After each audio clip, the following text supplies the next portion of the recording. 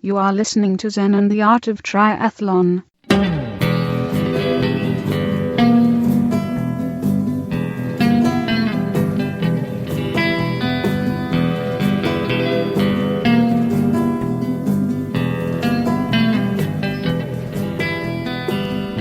Well, hey there, all you triathlon freaks and geeks, and welcome to another great episode of Zen and the Art of Triathlon, the podcast where we go long on endurance and learn a little bit of Zen along the way. A little bit of self-improvement along the way I'm going to get to on this show, why I just said that. We're going to review the Stanford University definition of Zen. It's pretty cool. It's by the philosophy department. They know their stuff. Anyway, I am leaving the pool, but first I'll talk a little bit about the bike. I was trying to knock out a ride last night, and it was just kind of okay, but all the windshield wipers are going on the vehicle.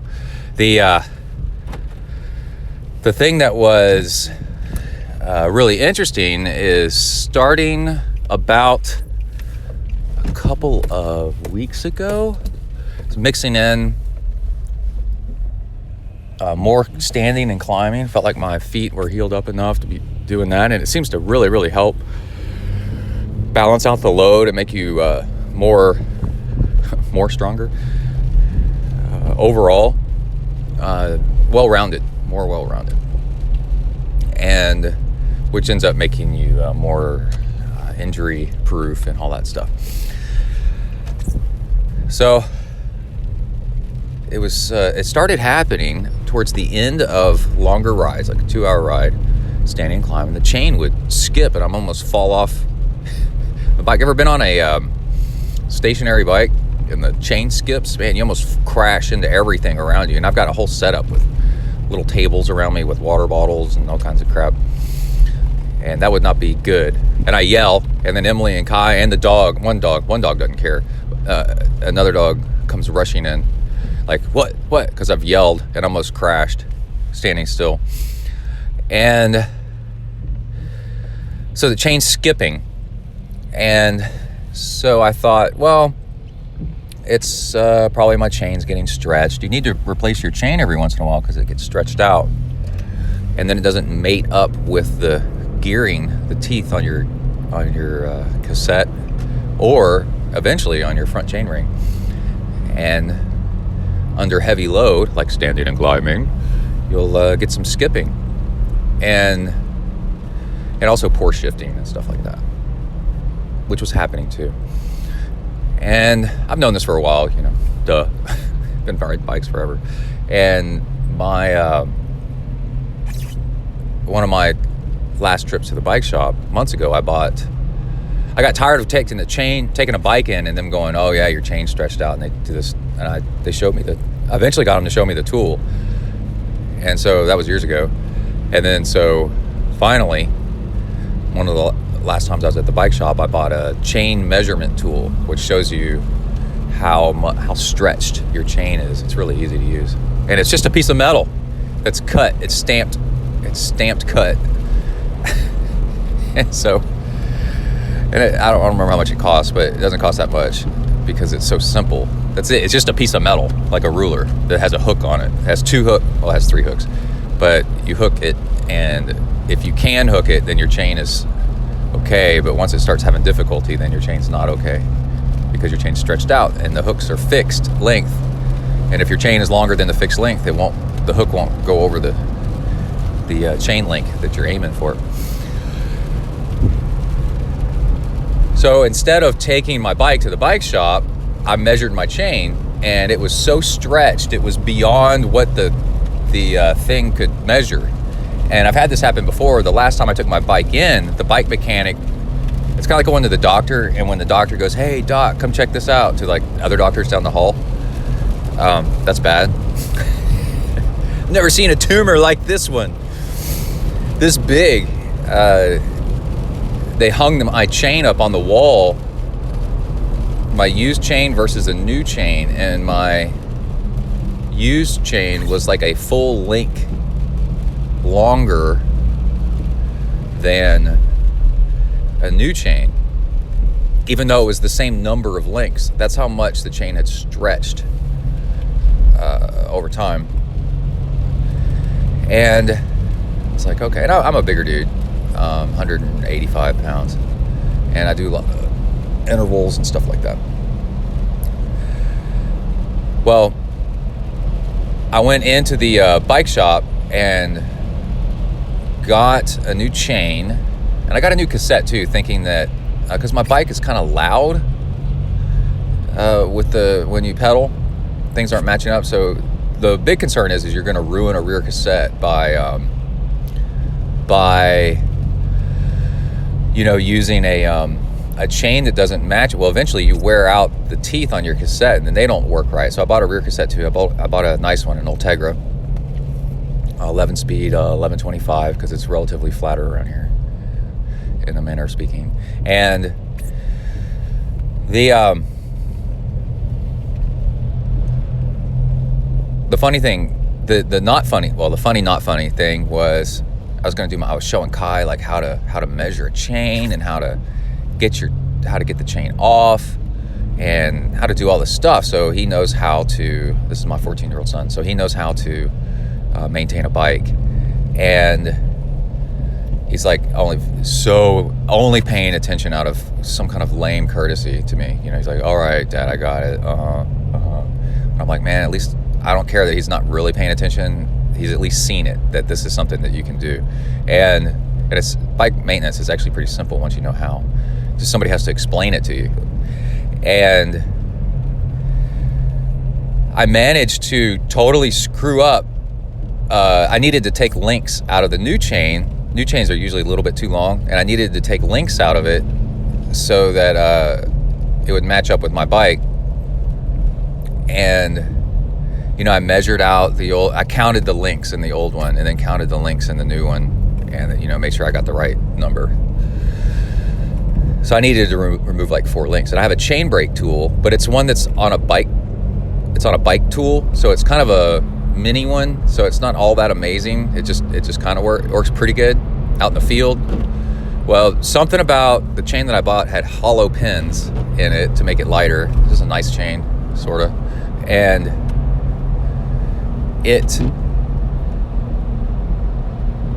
hold on, I'm adjusting my windshield wipers. My chain tool messed up. It did mess up. I messed up, and not only did I manage to screw up breaking the chain, I also managed to put a quick link into the outside of a link that it would not work on. Like, it was just a complete mess. And so after like an hour of trying to work on the chain, I managed to break off a pin in the chain, and it shot across the kitchen, and I heard it go dink, dink, dink into the metal of the kitchen sink in the disposal. And this was a couple days ago, and then last night Emily was running the disposal, and you could hear this ging, ging, ging, ging. The pin is tiny, right? But it's steel. But it's tiny. There is no way. Oh, there's an accident over here. There is no way that you're going to. Oh man, yeah. There's quite a little accident over here. There's no way you're going to get this little piece of metal out that I know of. So I guess it's just going to have to work its way down the disposal somehow. I mean, it's super, super tiny. It's a pin in a chain. And anyway, Emily was like, "What is that?" I was like, "Oh yeah, I was changing the chain. That pin went in there." She's like, "Damn it, Brett." So anyway, I was worried I was going to have to take my bike in and, all embarrassed and be like, "Okay, I messed up. I actually do know how to make it, how to change a chain and break pins. Something about it, I messed up." And they'd be like, "Really? You do? You do know how to change out a chain? Because obviously you don't." But anyway, I got it done with some ingenuity and got a new chain on my bike. And I started pedaling, and it was shockingly silent. And And I didn't put the cassette on yet. I was like, I'm going to hold on to this cassette because I'm just under the belief. This is what practicing good logic, and mindfulness will help you with. Is you're like, is this a fact or is this a belief? And I was like, okay, I don't know that the cassette is worn out. So there's a way you can look at it and kind of tell, sort of. But the teeth get kind of hooked and stuff. They get worn out. And I was like, I'm just going to put the new chain on and see how that works out. And it was great. So I didn't need to use the cassette. So I put that in the garage in storage for when I actually do need it. Oh, and on cassettes, if you don't care about weight, you can get a steel cassette versus kind of like an aluminum alloy cassette. And the Ultegra is, to make it lighter, I think it's aluminum alloy. Sorry about the windshield wipers there. And it will, it'll wear out faster, right? It's softer, so it wears out faster. But Shimano 105, I think I've got a cassette either on the trainer. My trainer has a dedicated cassette on it. It's either the one on the trainer, either I got smart and put it on there, but Shimano 105 is steel. So it is not going to wear down anywhere near as fast.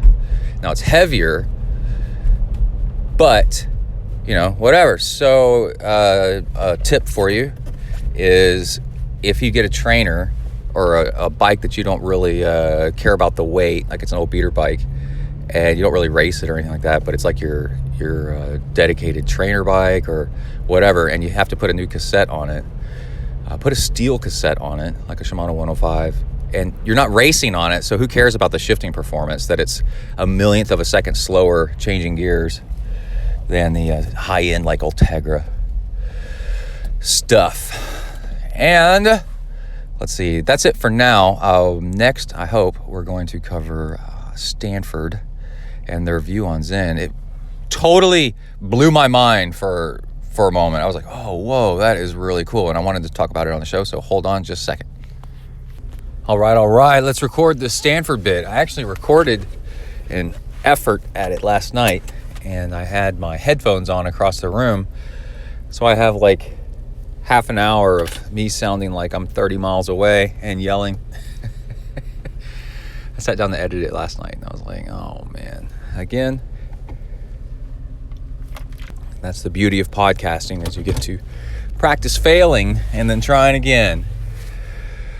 All right. So Stanford has a write-up on what is Zen, and I found it to be absolutely so fantastic and useful. And what happened was there was people arguing about Zen on the internet. Can you imagine that?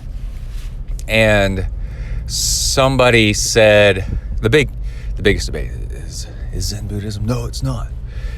Should people meditate when they practice Zen? No, they shouldn't. Yes, they should. Yes, it is Buddhism. Back and forth. Everybody thinks that they know the answer. And it was so cool to see a major university, a leading major university, their philosophy department, and probably somebody that is very experienced with comparative religions. And I think that that's where you really learn a lot about any kind of culture or religion or any kind of science or philosophy, is comparative, because then you can see the holes in one and the benefits of the other, and gaps and things covered, and it teaches you how to think. It's pretty good stuff. We've got misting rain. I'm going to try to run the windshield wipers here every few seconds or so. Anyway, the first thing that jumped out to me, go check this out, Plato. My accent probably just made that sound terrible. Plato, Plato, .stanford.edu. And then they've got a search engine. Search for Japanese Zen Buddhism. And the first thing that jumped out to me was the very first sentence, and it was this version of Zen, this Zen practice, this version of Buddhism is an attempt at perfection of personhood. You're kind of like, what? And it's self-improvement. That's actually what it is. It's one of the oldest methods of self-improvement. Like 5 tips to improve yourself. Productivity, all that stuff. And a lot of this has to do with the fact that when Westerners first encountered Zen, it looked like a religion. It's very ritualistic. There's people, it looks like praying, they're bowing, and they are kind of praying. You can turn anything into a religion, right? You can turn triathlon into a religion. There's a saying where people like to take a perfectly good thing and ruin it by turning it into a religion. Because then you get dogma, you have to do it this way.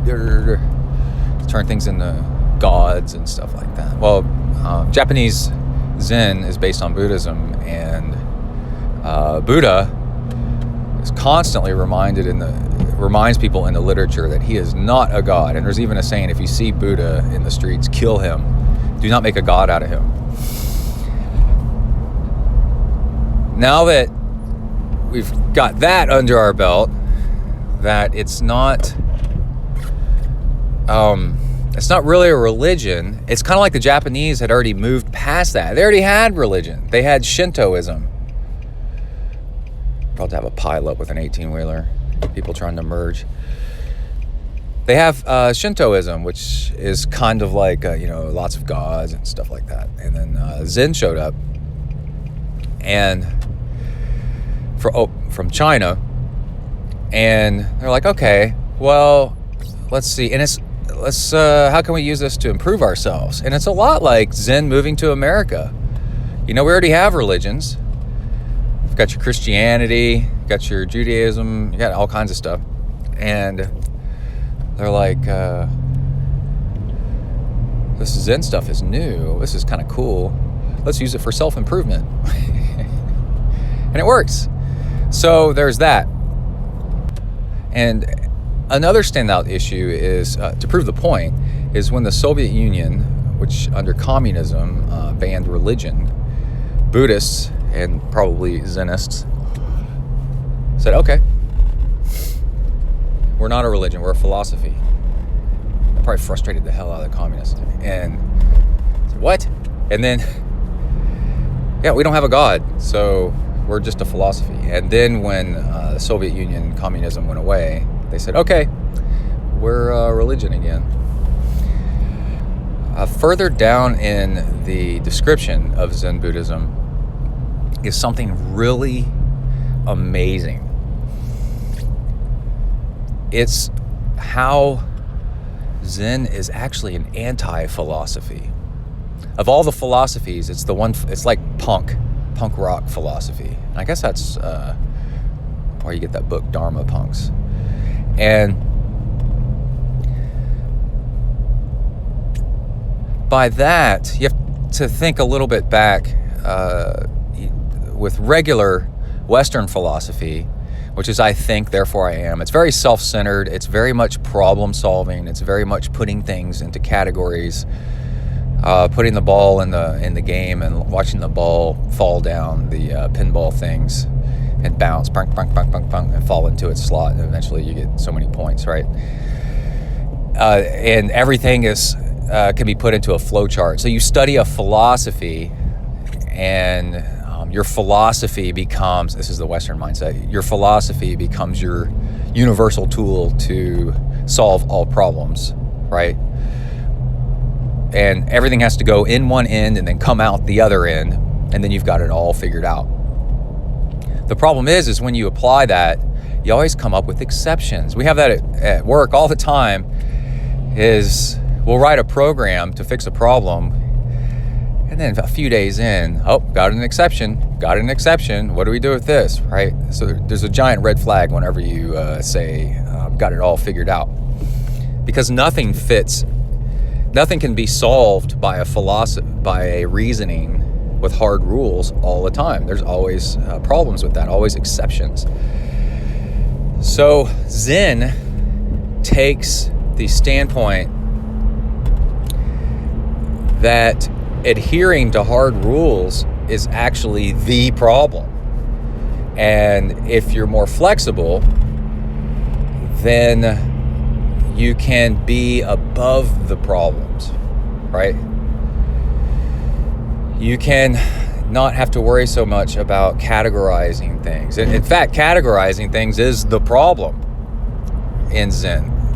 As soon as you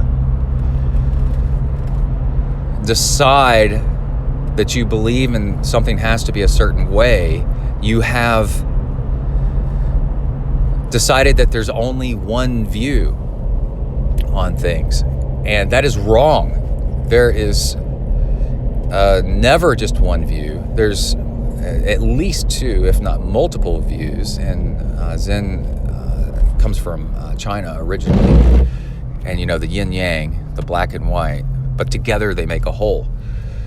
If you just had the black, then you're missing the white and you don't have the whole picture. If somebody delivered a pizza and it was missing a slice, you would be pissed off. Where's the other slice? There's something wrong with this pizza. It's like, well, you've got the other slices. Yeah, but there's something not right. Wouldn't that be funny, to deliver pizzas missing a slice and watch people's reactions? So in the article, they go to great lengths to describe that you practice learning how to not have an opinion and not have a bias one way or the other, because if you believe in just one way, then you're missing out on the big picture, and in the end you're going to run into confrontations. And so you need to be bigger than that. And there's two ways to practice. There's Rinzai and Soto. Rinzai is 1,700 riddles that, and also they do a lot of shouting. I've done Rinzai practice one time. It was pretty intense. You sit at a wall and shout at it. But a master asks you riddles and you have to give answers. The problem is the riddles have no logical answer, so you have to be bigger than the question. You have to show that you're not caught up in being right, or that there's this one way, or that there's an answer. Your answer has to be that it doesn't bother you that there's no real answer, and that you have to be able to move back and forth. The teacher will be like, what's A plus B? And you're like, well, those can't be added. They're letters. And then he'll give an example with, no, it's ab. Like, ah!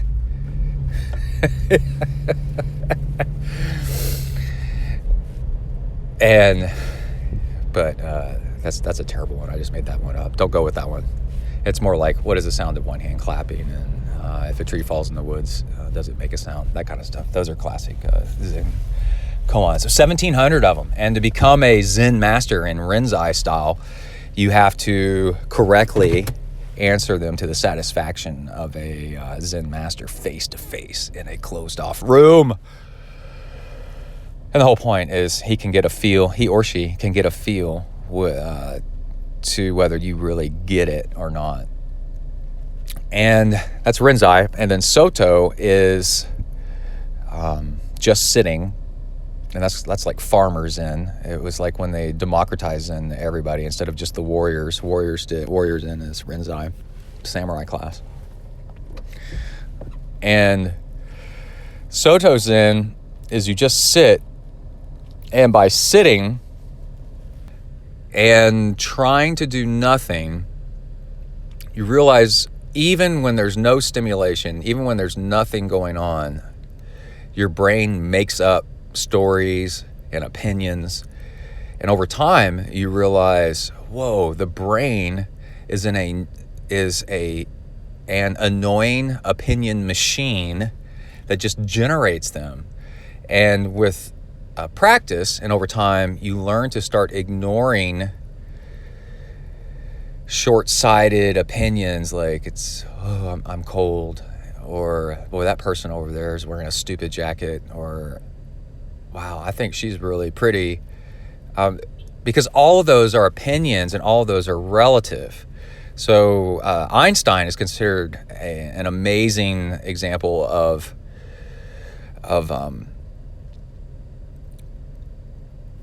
of not being attached to opinions with the theory of relativity. Everything depends on your standpoint. Your opinion depends on where you are.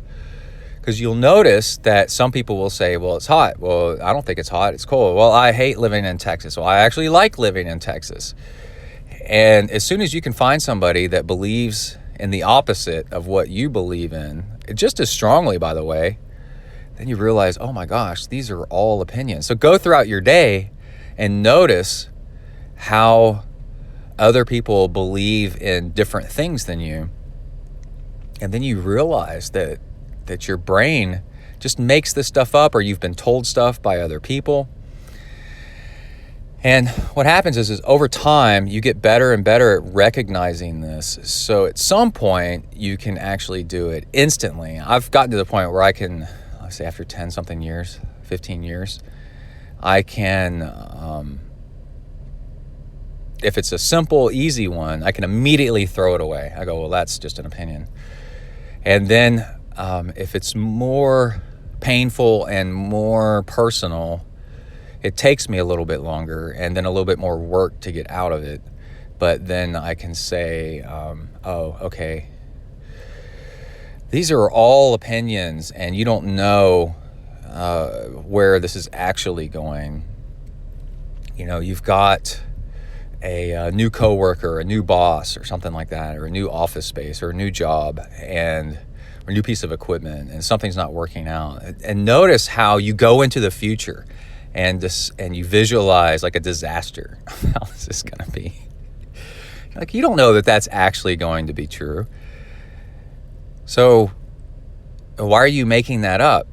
And so when you sit and meditate, that's zazen, just sitting, then you, with no reasonable stimulation, you notice that the brain takes off and starts doing stuff. And then when it does, you go, oh, wow, that was crazy. So then you recenter yourself back to no opinions, nothing other than the right now. And then your brain does it again, and then your brain does it again. And while people a lot of times get dedicated to one school or the other, the Rinzai or the Soto, I found that being able to jump back and forth between the two is really, really nice. That practicing the sitting Zen and realizing your brain goes all over the place and makes up opinions helps you answer the questions of Rinzai so that you can solve these riddles a whole lot more quickly. So I like being able to float back and forth between the two. So back to the Zen being an anti-philosophy, instead of putting things in one end of the formula and then applying this, that, the other, and then having an answer come out the other in the formula shitting out another answer, then instead you transcend applying formulas and things having to be this way, applying a flow chart and things having to be this way. And what it does, they mentioned this several times in the article, is it gives you freedom. And it's amazing. You transcend opinion logic and can actually see things for what they really are. And because you can actually see reality without an opinion, you can then apply the correct answer as far as you know. And when you can do that, then the marginal gains every day of self-improvement start applying themselves. A really good example is, this was years ago, but I got moved from one office to the other. I've been moved at my job, I've worked there for a long time, so I've been moved around the building kind of here and there. It just kind of depends on the reasons. And 2 moves ago, I was kind of annoyed. And a few years later, when I got moved again, I had been practicing Zen long enough where I was like, I don't know really why my boss is doing this. If I try to come up with a reason. It could be an opinion. Actually, it may not be true. And then I don't know that it's going to be worse. It could be better. And yeah, the downside is I got to move all my stuff, but the upside is as I move my stuff, that gives me a reason to go through my stuff and throw out what I'm not needing anymore. And that open mindset really made a difference in my move. So I was able actually to move all my stuff. And then after it was done, or while it was happening, because I wasn't all angry and frustrated and throwing a fit like a child, then I was able to actually get my work done at the same time and be mature about it and act as a leader because I'm over some other people. Yeah, we're just moving. It's no big deal. And I wish I could be that calm and cool about so many more things in my life.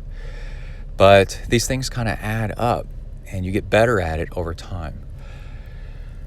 So the article, plato.stanford.edu, has so much more in it, and it really gives a good description of how Zen came about and how to use it and what it actually is and does. Oh, it's got so much on dualism. Not one, but not two, but not one, but not two. It's really, really good, and I suggest that if you are getting more and more interested in Zen and applying it to your daily life, you go check that article out. Okay, I need to get into W to the ERK. And yeah, that's it. Out, bang.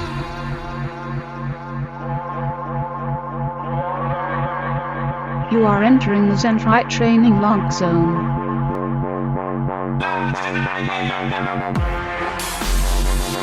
Hi everybody, my name's Brett. I'm a triathlete. I decided it's time I got some friends more suited to my status. But Joe, we've been friends for years. Hey, we all make mistakes. Come on, dudes, let's go exercise! Exercise! Yeah! I'm gonna do sit-ups till I poop myself! Hey, welcome to a new training log. Man, I'm in a good mood. I have had quite the revelation lately. Man, I just love discovering new stuff. And we're going to talk a little bit about blood sugar.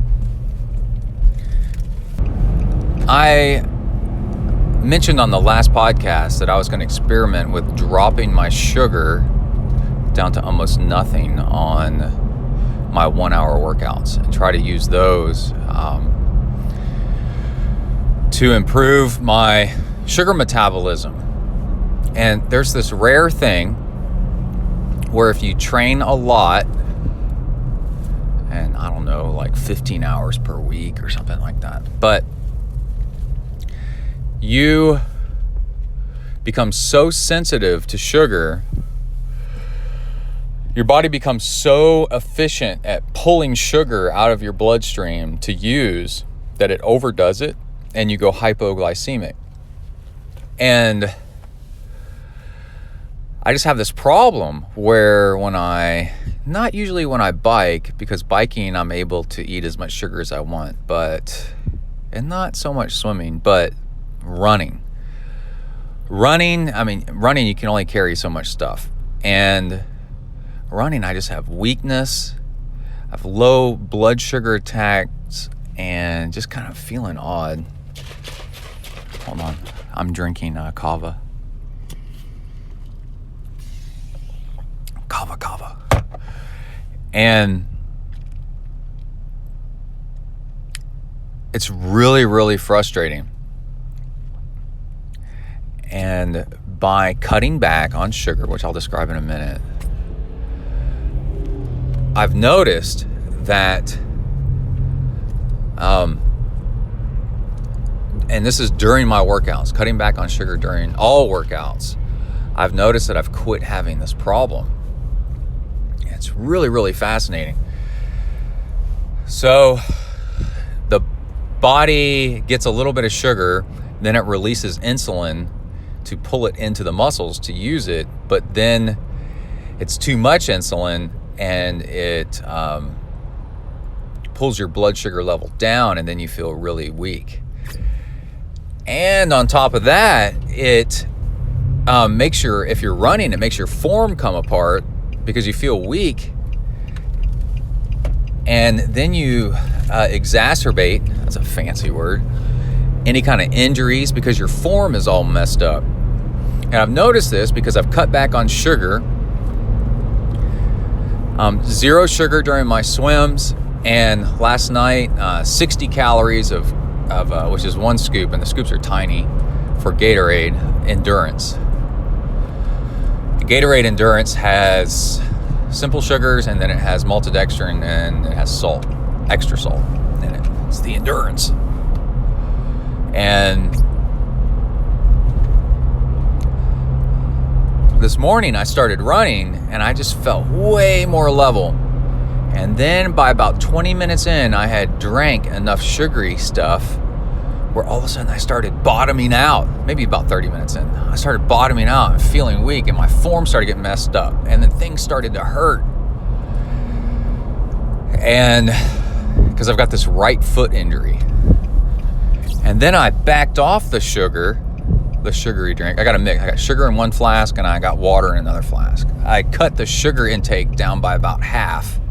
And I was only doing like about 100 calories maybe total. And I'm sipping on it every 5 minutes. And all of a sudden I started feeling a whole lot better, and my form cleaned up, and the pain went away. There's this thing, the sugar causes inflammation, and it makes things hurt. I know definitely my joints hurt, stuff like that, quite often, which is annoying. And I just felt so much better. I mean, infinitely better. So I'm kind of in this purgatory gray area conundrum. You're supposed to be fueling like crazy so that you're trained for race day, so that you can get plenty of fuel in on race day. But then when I talked to Rob Gray, robgray.org, about fueling training and getting your act together to do long distance stuff, he says for workouts, I think less than an hour and a half, no fuel, just water. And then the big stuff on the weekends, pretty much, doing more fuel, like a lot of fuel. But then you're backing off the pace, and you're able to digest it. And then it's like once a week, twice a week, instead of all the time, instead of 2 times a day. And so I'm going with it, and it seems to work. And you can totally tell, because when your blood sugar gets low, your body tries to concentrate blood sugar by dumping water volume, and that concentrates your blood, which concentrates your blood sugar, right? Because your blood is mostly water. Hold on, kava sip. It's my post-workout chocolate milk with kava. Calm with a K. Calm with kava, micronized. Kava makes you feel good. Anyway. The thing is so when your body wants to reduce blood volume to concentrate blood sugar so that you feel better, one way to do that is makes you pee. And I was fine, and then about 25 minutes in, when I had started upping the sugar and taking it on, all of a sudden I had to pee. And that's my problem. And it's like, man, a lot of times while running, I feel the need to pee, like frequently. And I've been trying to nail it down. Is it caffeine? And what's interesting is I had a bunch of caffeine yesterday, and even yesterday evening I had coffee. And then this morning I had 2 cups of coffee, and I was fine. So I'm like, it's not the caffeine, until I started upping the sugar. And then bam, I started feeling the need to pee. And it seems like it was my body's reaction to insulin being released, because my body saw sugar and it goes, oh, sugar, process it. And then it overdoes it with the insulin. And that's actually one of the steps to diabetes, is first your body overreacts to sugar and gets hyped. So there was all that. Also, I've had recently a lot of back pain, leg pain, all this kind of crap. And as a long-distance triathlete, I've gotten really good at sitting in the aero position for hours at a time. Not hours at a time lately, but at one point a few years ago, I got where I could do hours at a time. And so recently I've been getting back into that, and I think I'm learning that that's actually, while that's super fast, it's not a sustainable habit, and it actually can lead to problems because you're hunched over, all this stuff, and it leads to your back getting tightened up and hamstrings and all kinds of stuff. So on Zwift, Watopia Volcano Flat route, there is at least 3 climbs. They're only like a minute each per 20 minutes. 3 climbs per 20 minutes. And starting Tuesday, and today's Thursday. So for the past 2 workouts, and it's the day after Halloween, by the way. Whoop. I've been standing and climbing on those hills, and they're very short, but popping it up into a bigger gear or the same gear and standing and climbing. It's a smart trainer. I ride a Dorito, an Elite Dorito. And I immediately noticed the next day that my legs didn't hurt, and my back didn't hurt, and my feet, my right foot hurt a whole lot less. And I think it's the variety of standing and pedaling, and that works the lower back muscles and the hip muscles a little bit better, and it also gives them a break from being in the aero position all the time. And then that quits things from being pulled on. It quits the tightness. It gives, like I said, it gives everything a break. And then this morning, my foot just felt a whole lot better. I was like, whoa, that's really interesting. And then on today's run, everything felt a whole lot better. And it's just like, oh man, you need to be doing that more often. The whole trick is just not to do it too hard, or else I'll develop plantar fasciitis again. And the plantar fasciitis seems to be going away. I got somebody in front of me doing a 16-point turn to get to back into the parking spot, which I've never really understood. And I've got a training tip for you.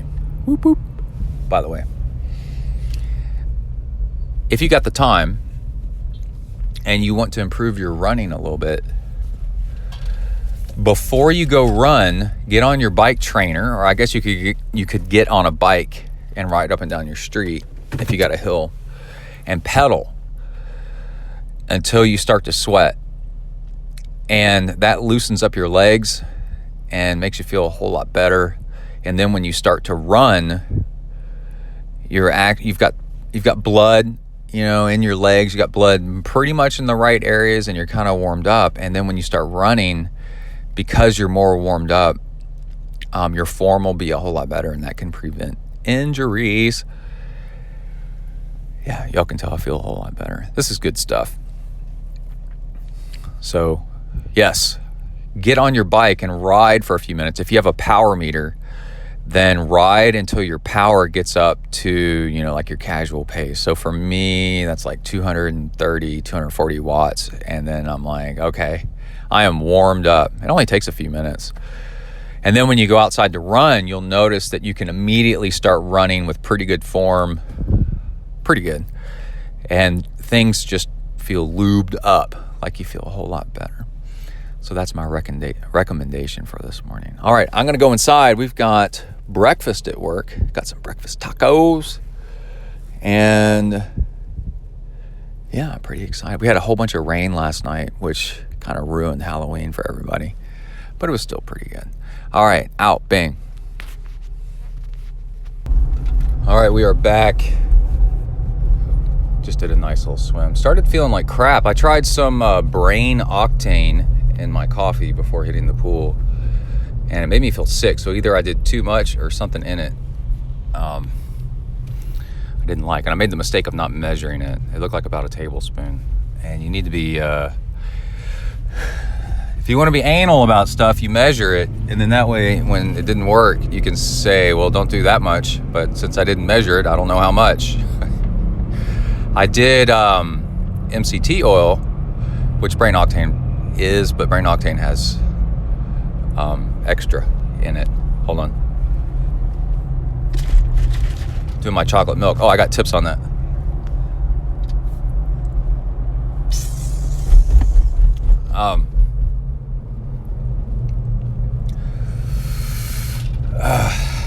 I did MCT oil, 1 tablespoon of MCT oil emulsified in my coffee.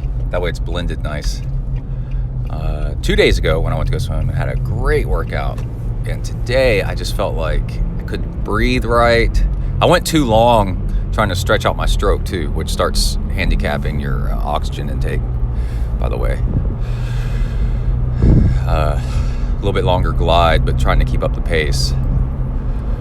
You start shorting yourself on oxygen. And then, anyway, so I cut it short by about 5 minutes, but I went hard the last 200 yards. It ended up being 225. So I got 2 tricks for you today. One is either somehow end your swim on the other side of the pool. So if you'd like to have an even number for your workout metrics, start on the other side of the pool from your locker room or wherever you're going. And then when you're all done swimming, that gives you 25 yards of walking, super, super easy kind of walking across the pool, breaststroke, cool down in the water, which helps you cool down from the heat that you built up. I take off my swim cap and my goggles. You don't have to take off your goggles, and then just kind of walk. It's walking depth the whole way. It's like 3 to 4 feet back across the pool. And then by the time I get out, that takes about a minute. By the time I get out, I'm a lot more cooled down. Hey, there's a Toyota Land Cruiser. God, I want a Toyota Land Cruiser so bad. I love those things. Anyway, I swear, once you realize that Lexus is also, like the GX, I forgot all the numbers, is also a Toyota Land Cruiser, then you start realizing these things are everywhere. They're so cool. Maybe I should get a used one someday. That'd be nice. Anyway, another trick is you can make a recovery drink after you swim, but you're like, I'm gonna swim for like an hour. What do I do? It's not gonna be cold whenever I get it out of my locker. Well, make your recovery drink with ice cubes for the water part, and then by the time you get out of your locker, by the time you're done with your swim and shower and stuff, then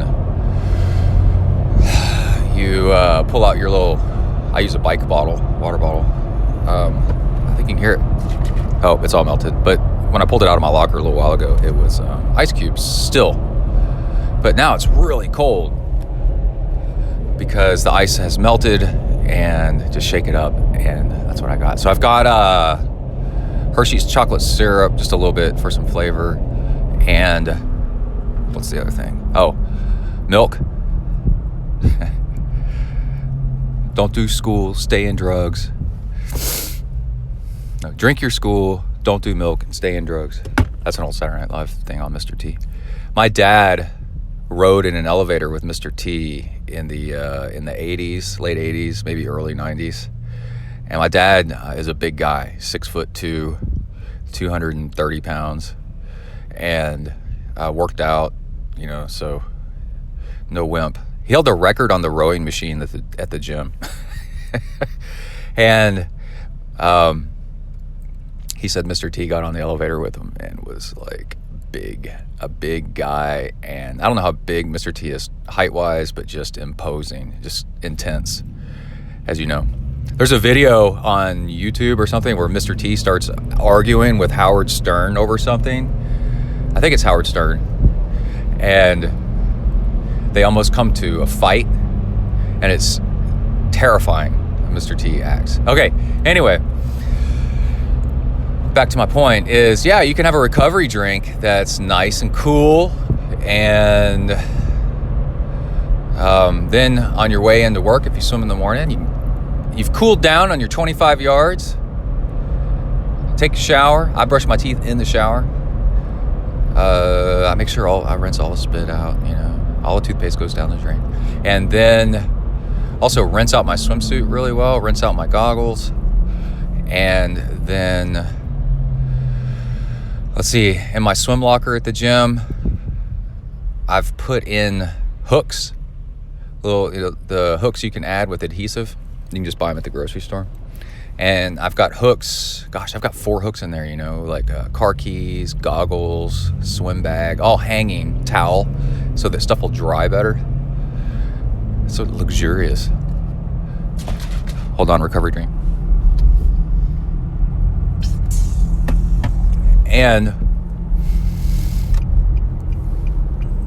on your drive, the rest of the way into work,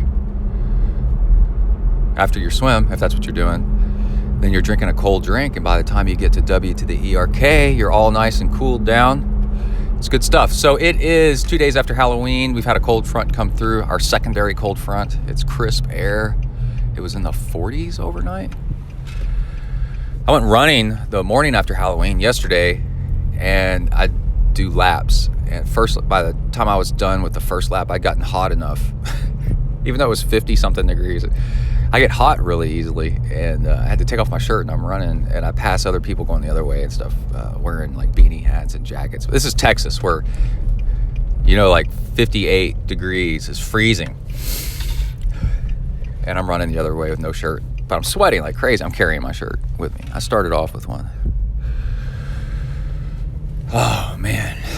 And slept in the plantar fasciitis boot, because now I'm just down to my having heel pain, like it's kind of like a torn tendon or something like that, and a tight calf.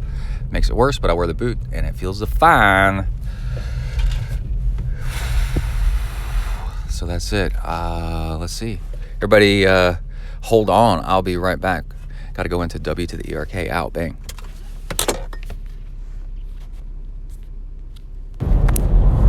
All right, we are back. Leaving Kai's soccer game, middle of the day soccer game. He has 2 soccer games today, and strangely enough, he's playing the same team twice in one day. It's a points system. But anyway, I did something pretty cool, a little trick on the bike this morning that I thought I'd tell y'all about, so that you can do it too if you need to. When you adjust your saddle, when you adjust a lot of stuff on your bike, it's really smart to know where you came from. Where did you come from? Where did you go? And that way you can see how much you changed, and then if it didn't work, then you can go back. So there's lots of ways to do that kind of stuff. I like putting tape on things, and you can see how much it moved when you adjust it, like a seat post height and stuff. But what I did today was next level. Oh, literally, because something I learned to do a while back when playing around with Rich Roll and his bike seat one time is using a level to adjust the saddle angle, right? So my saddle nose has been poking up just a little bit too much. No, it was poking up, and then I pointed it down, and then now I'm sliding off the front a little bit, putting too much weight on my elbows and forearms to keep me up from sliding over the front. So I was like, okay, the saddle nose needs to come back up. But now I'm like, I'm tired of this, this back and forth. So I'm going to actually spend 3 seconds of effort and look on my phone for the Level app. And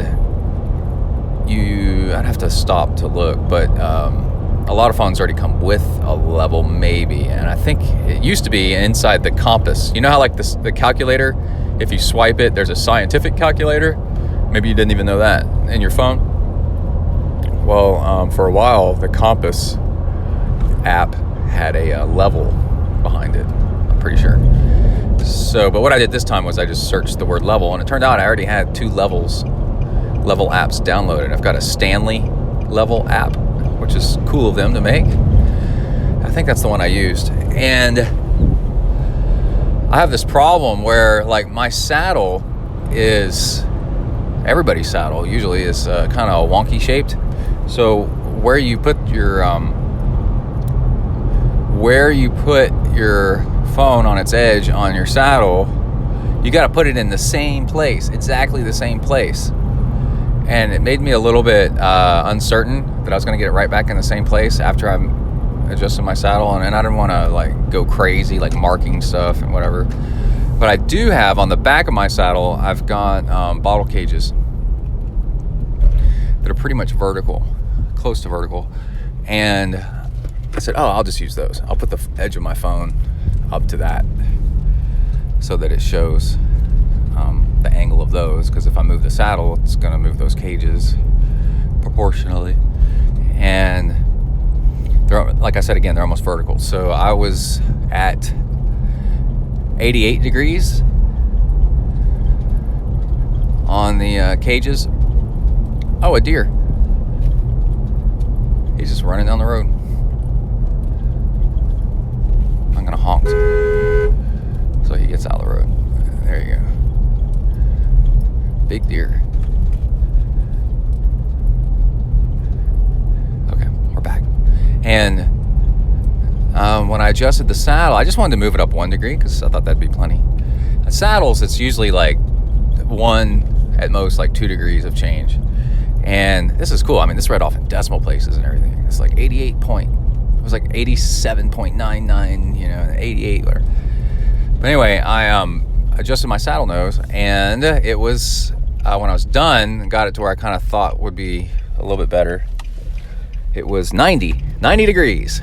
And again, remember, I'm talking about a weird place to measure on my saddle. Your saddle should not be at 90 degrees. Your saddle should be at like 0 degrees or 1, 2, 3, 4, or -1 or whatever. Anyway,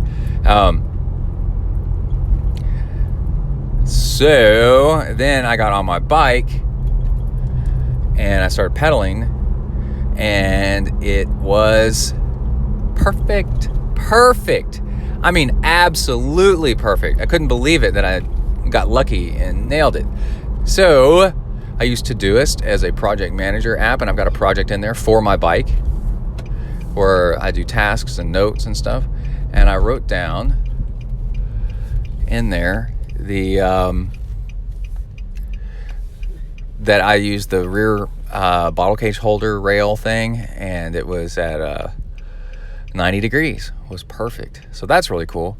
And then I also tried something new today. I posted pictures of this on Instagram, and I was at it's of bamboo socks. I was at the grocery store yesterday,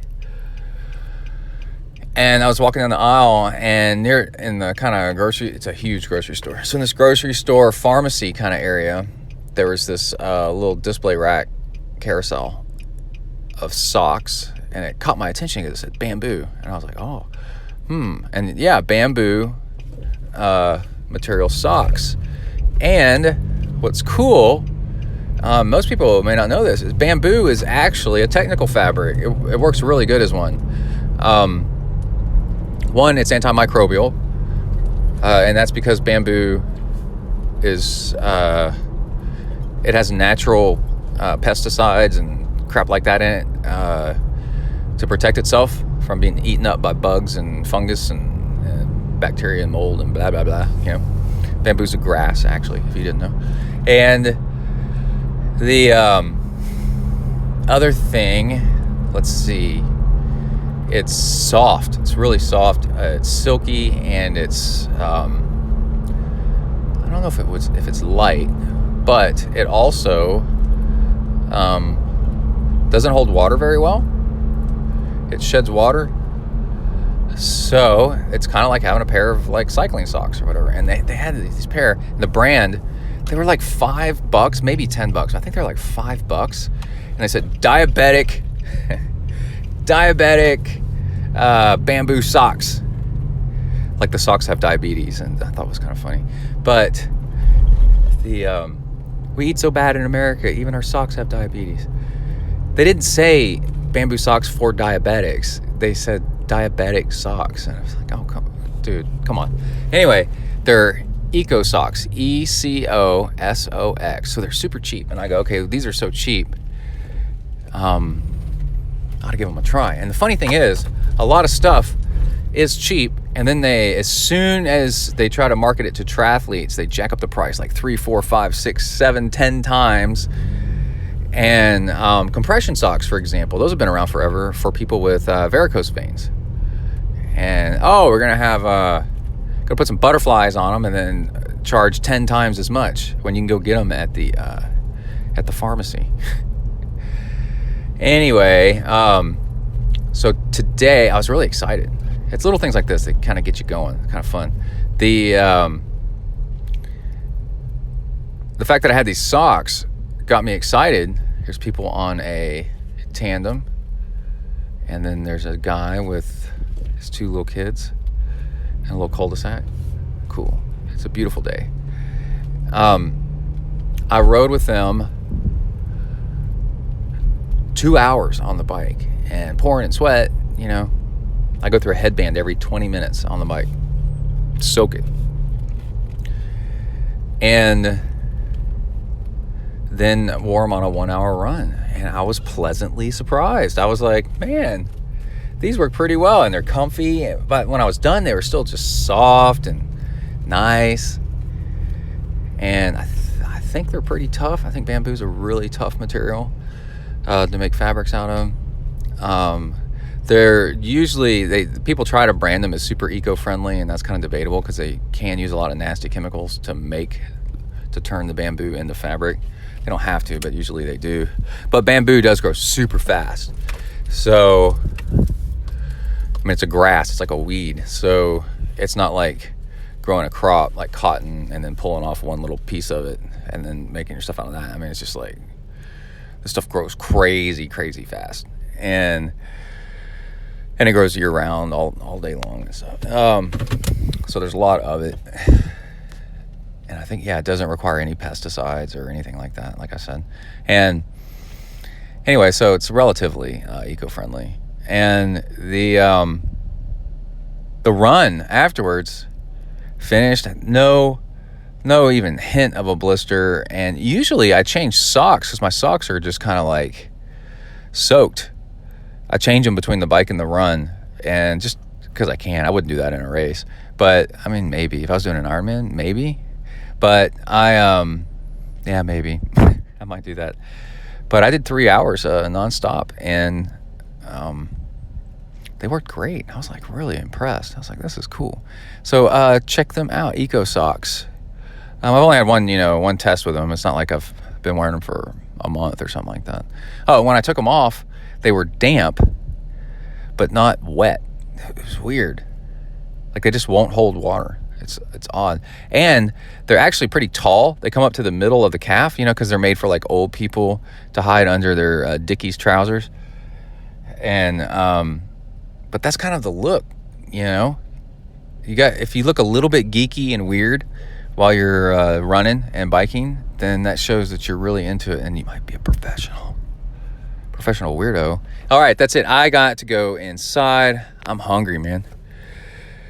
Woo. Oh, I did some cool fueling stuff. I'll talk about that in a minute. I've got to go grab a snack. Now I'm hungry. All right, out, bang.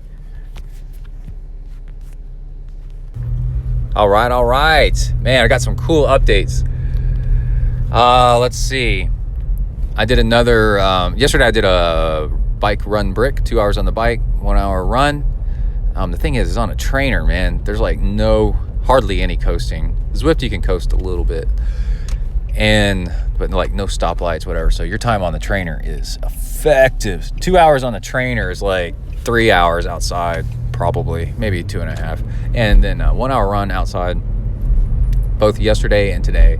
And for a little bit, I thought I was going to go faster on day 2, which would have been awesome. But I went faster on the bike. I did 2 watts higher. So yesterday was 262 or 263 watts normalized power on the Garmin, which I believe is a little bit more accurate than Zwift, and Zwift was 260 or something like that. But then today I'm on the bike and I made some new fuel. I got a little interested in something yesterday, and so I decided to make my own fuel, some new fuel, try something out, and it worked pretty great. And then a 1 hour run on the bike, and I was actually 1 hour run after the bike. I was actually a little bit slower on the run, but it was so cool. I could actually feel that my body was like done, it was like cooked with still about a half an hour left on the run. It got to be a struggle, and I miss it, man. I'm just like, oh, this is where you got to dig deep. This is where Ironman is defined, where you can keep going, but it's really crappy. So who are you? Are you somebody that quits, or somebody that can keep going? Like, everything's fine. You're not like injured. You've got fuel. You're just exhausted. Like, I didn't bonk, but I was just like, my body was just done, and it hurt, like, all just in general, like all over. But it was a pretty day, and I was just like, man, I'm just going to keep going, and did what I committed to, which is that's the big key right there. So the fuel that I made is, I made homemade brew of Tailwind. Tailwind's gotten really famous over the past few years because it just works. People really like it.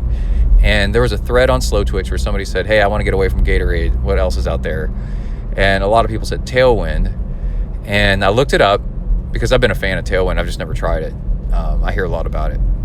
A trail running podcast I listen to is sponsored by it, so they mention it every once in a while. And they, their thing is dextrose, 2-to-1 ratio of dextrose to sucrose. They really say glucose to sucrose, but it's so there's a lot of sugars that are kind of the same. Maltodextrin is kind of like the starchy version of dextrose. It's a longer chain. It's kind of interchangeable. And but anyway, I happen to have a big container of dextrose, and then sucrose is just like table sugar. And we do have some of that, but I thought I'd try. I looked up maple syrup. Maple syrup is sucrose. So I thought, well, I'll just try maple syrup just to see. And so I did a 2-to-1 dextrose powder to maple syrup, and I measured it out and by calories and grams and all that other stuff. Made my home brew, and it was cool. And I was able to do more calories, and I felt better, definitely on the bike. And again, I had more watts. And even though I'd done a pretty hard workout the day before, I mean, yeah, like really hard, and my legs were sore on the bike today, I was still able to keep going energy-wise. And I was like, this is pretty great. Something I did notice, cramps. If you've got all over tingly cramps, that's low, you're getting dehydrated, and possibly low sodium in general. If you start to get cramps, like in one muscle group, like I did today, towards the end of my bike ride, I started getting cramps in my quads. That means you're overdoing it, and your muscles are telling you, cut it out. And that makes total sense. I didn't do any long bike workouts last week. I cut back on my volume just a little bit because we went camping. And then so now I'm cranking out 2 days in a row. And towards the very end, it's good, strong watts, going at a good clip, burning through food, burning through calories, and had a little bit of trouble walking yesterday afternoon because I was nice and worn out. And so today, when I was doing it towards the very end of my 2-hour bike ride, standing to pedal to go up a hill, my quads cramped up a little bit with about 20 minutes left to go. So then I rode really carefully after that.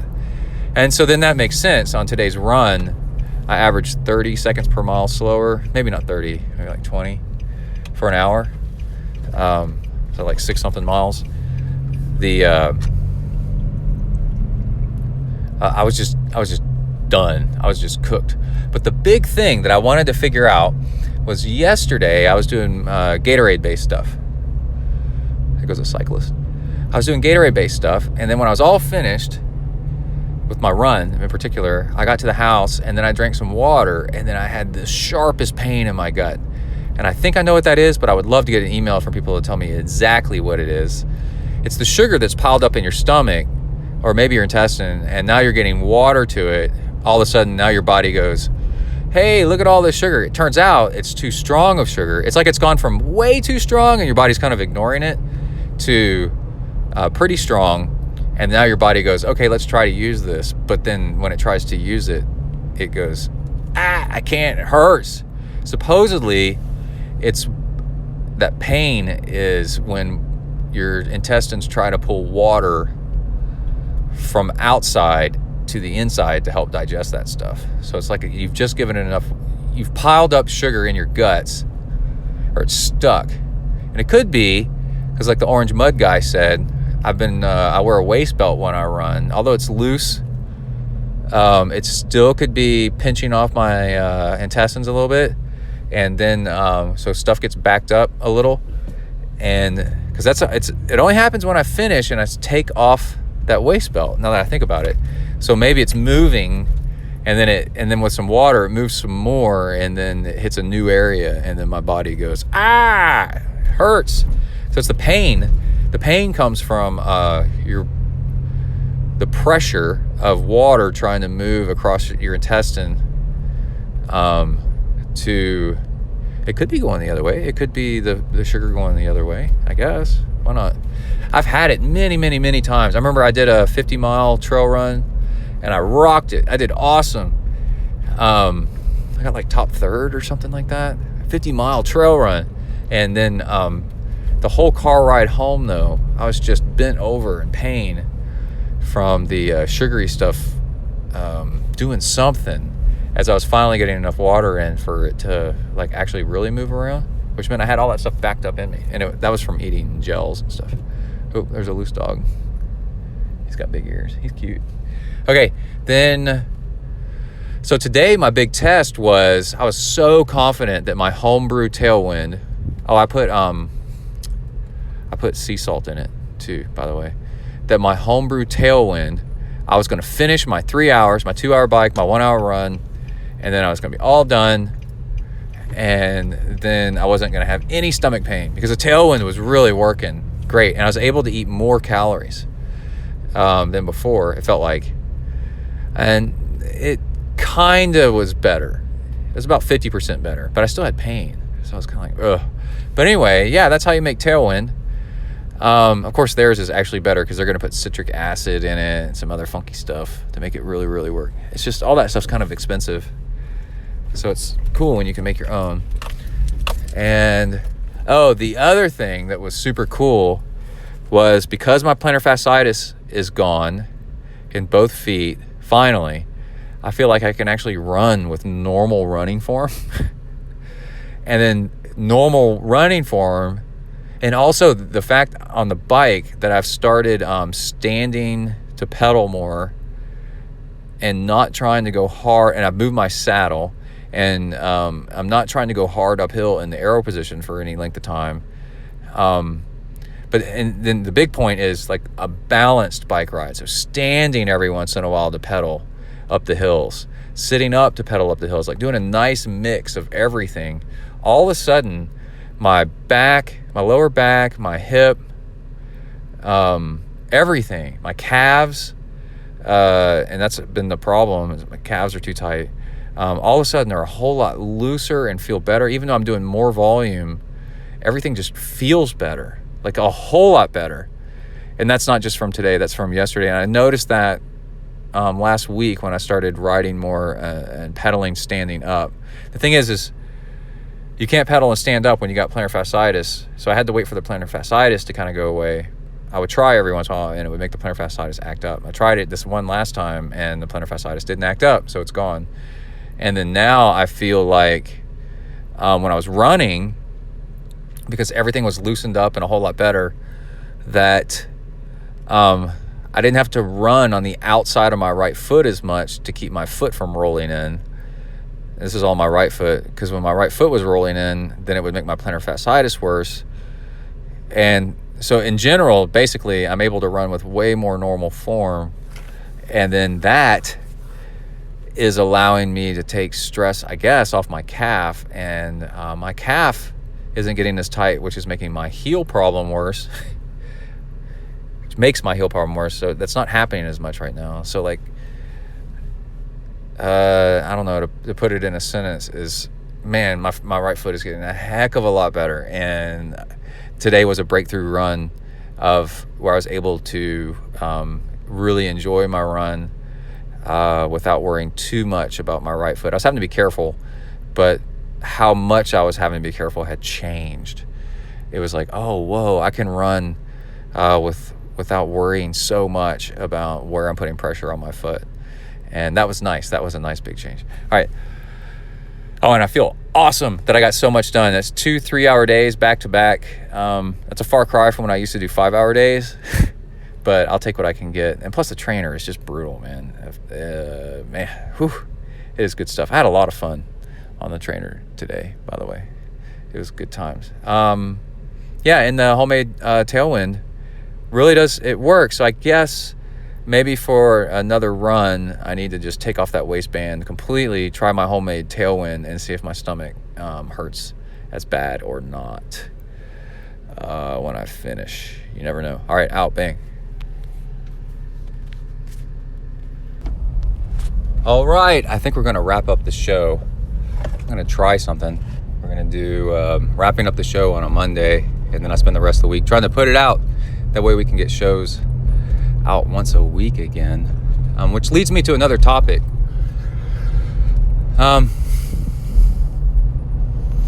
When I was injured with my plantar fasciitis so bad, I got into a mild to medium depression. And luckily, through the practice of Zen and Buddhism, I realized my thoughts are not, you don't have to believe in your thoughts. They're not entirely real. They're sort of real, but don't get too attached to them, because your thoughts can change. And so what I did, I think for 2 years, 3 years, I was just depressed, so I would just make lists. And I've noticed, and it would take me forever, and I would sleep a lot and have low energy. And it's a mix. It's a mix of depression from being injured, but also I'm ADHD, and it really helps for me to exercise, and running is what really, really does it for me. I had a major turnaround in my life. Once I started running seriously, all of a sudden I just felt amazing. All this positive energy. I'm a very positive person, but having a perspective on life that's very positive, and seeing life as but just having the energy to do all the stuff that you want really came on when I started running a lot. And then when I got injured,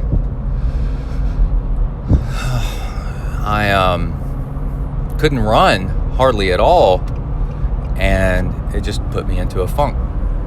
Hold on, sip of fuel. I'm trying to not drink close to the microphone, for those of you that can't stand it. It's Monday morning and I just finished swimming. Okay. And I've noticed, there was another thing, is we moved to a house that was, the landscape around it was really barren. And I grew up, my formative years, my early years, all the way through, from birth all the way through 9th grade, and then I went away for military school, which was barren, to my senior year. It was very lush, green, pine forest, Alabama, East Texas, Tennessee, Smoky Mountains. My grandparents had a lake house on the edge of the Smoky Mountains on Watts Bar Lake. just magical woods. And the combination of being injured and being away from that lush green just really did me in. And so we moved. I put my foot down. I said, we have to move. Kai was unhappy. Everybody was unhappy. Emily didn't really see it because she got her new house that she really liked. And people slamming on their brakes, so I'm doing the pull off on the shoulder a little bit thing. And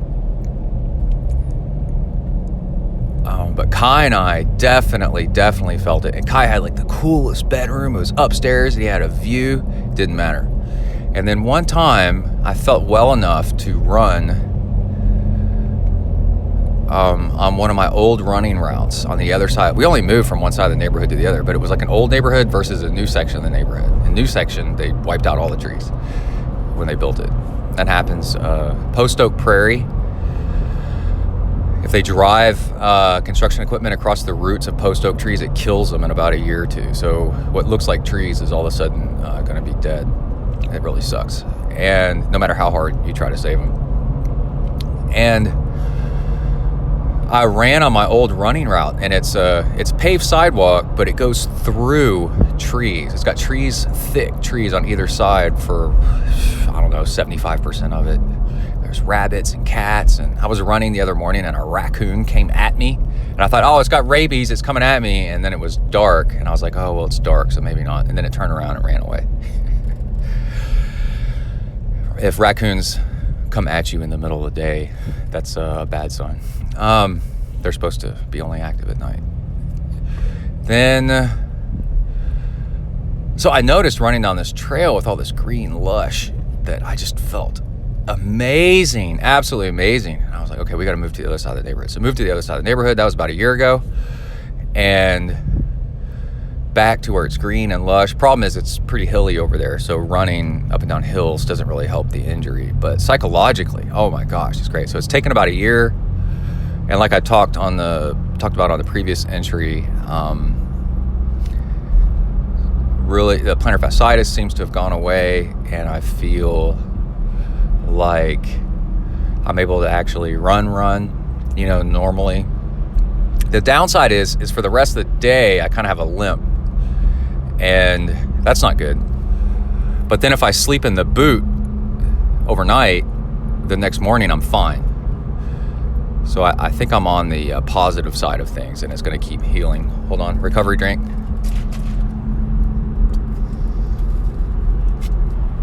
I got to get this drink in before I get to the work parking lot.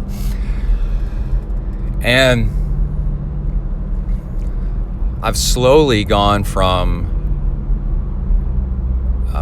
hardly putting out shows because I just didn't have the energy to suddenly wanting to put out shows more frequently, just having a positive outlook on things.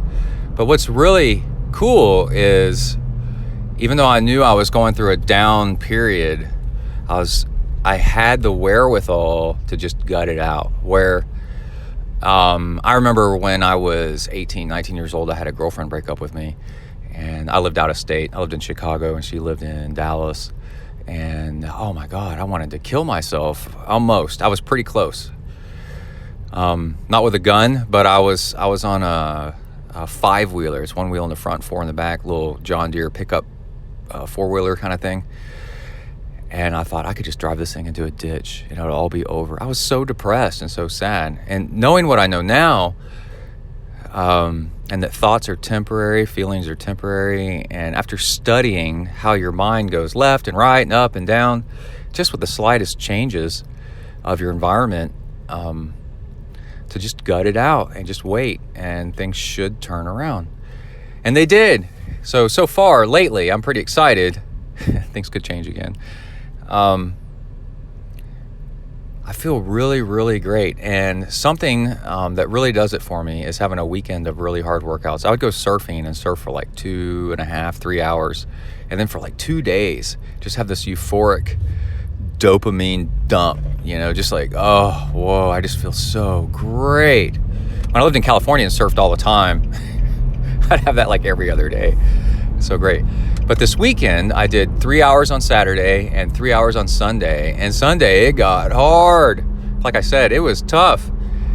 And I just felt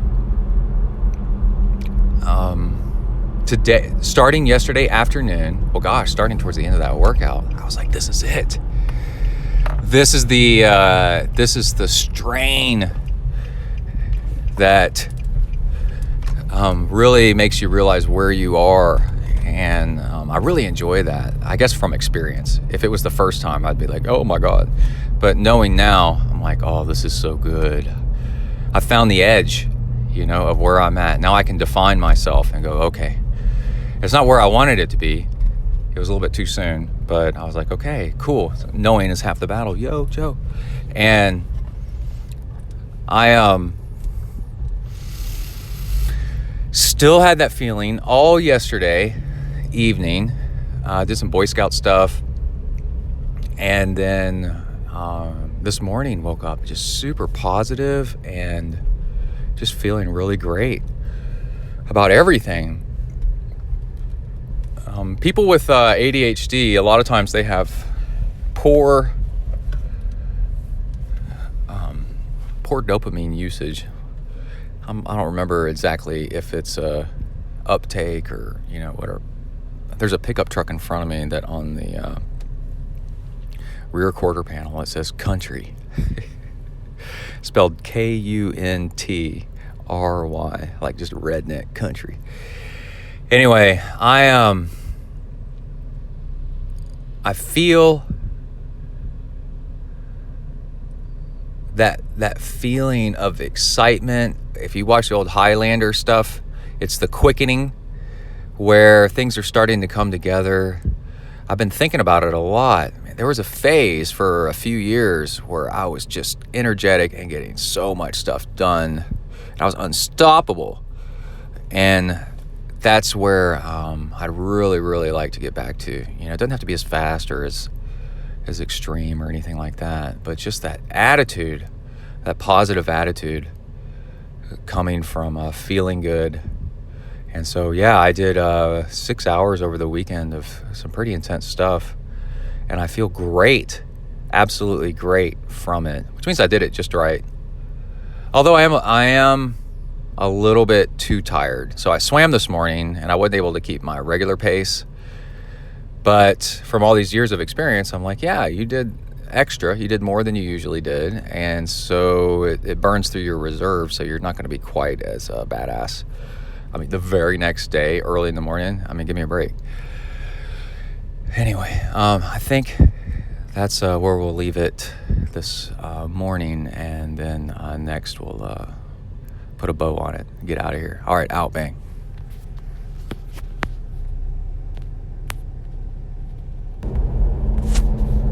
All right, it is time to wrap up the show for real. Just did a great run this morning. Second run in a row where I felt like I was actually running instead of protecting an injury. I didn't even know I was feeling like I was protecting an injury until the past two runs where I was like, man, I'm really running. So again, a little bit to do with improving the bike fit, taking the stress off the lower back. Finally, sleeping in the night boot a lot, and then letting the calf, the mad calf. Look up mad calf, and about how people as we get older, like we get calf issues where they tighten up suddenly and cause all kinds of problems. And so sleeping in the night boot to help with that. And then last night, I had the craziest amount of good attitude and energy and just positivity. I wasn't even working out. I had to go Scoutmaster a Boy Scout meeting. And beforehand and after, I was just like almost bouncing off the walls with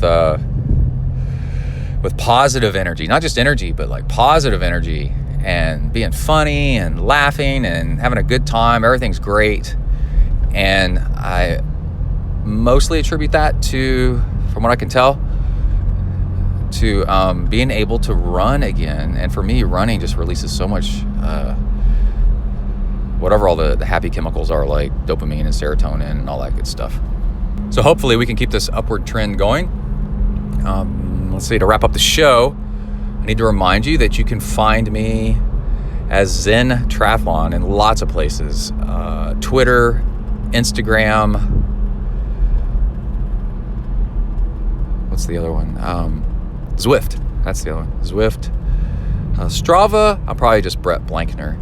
And if you want to support the show, if you find this kind of stuff interesting and helping you out, show support is greatly appreciated. I'm trying to cut back on commercials so that we can just talk about the good stuff. And you can go to ZenTriathlon.com and look on the left-hand side, and there's a way to support the show through donations. You can do PayPal. And you can do a recurring donation or a one-time donation. And that is hugely appreciated. Emily, the most beautiful triathlete wife ever, is super supportive of the show and people helping out, and because it helps pay the bills and pays for bike maintenance. I think I need a new chain and a new rear cassette because I've pretty much shredded mine. It's skipping while I'm on the trainer, and those kind of things really do help. And she said something about, I felt guilty, because I trained 3 hours on Saturday and 3 hours on Sunday. And she said, no, I'm 45 years old. And as a triathlete that's been training for, 15, 20 years now, I don't know, maybe it's 17 years. She said that, no, I think it's super sexy that you're I walk by and you're on the trainer bike, or I see you running, up to the house or leaving the house to go run or getting ready to go run. And I'm so excited because so many people in their 40s aren't. And she likes it and thinks it's great. And the way I'm able to do it is through the podcast and keeping in touch with everybody. So she's super supportive and loves everybody out there participating and helping out. So there's all that. I had a nice talk with Kai last night about coaching and getting more into helping out with people with the podcast and stuff, and he was all into it. So yeah, everything is really, really cool. If you are interested in coaching, send an email to Texafornia, texafornia@gmail.com, and let's see if we can add you in with coaching. I'm coaching a few people right now, and I got a spot for one more, I think. And it kind of depends on what you want to do and how much oversight you need. And we use Training Peaks, which is the industry standard. It is badass. And I custom build your workouts and put them in there. And then you get to interact with me. You get my insight, 15-something years of training, racing, and experience, and Zen to help you out. All right, that is it. I got to go into W to the ERK. Everybody stay safe out there. You know what happens. Work the uphills, cruise the downhills, and keep the rubber side down. Out.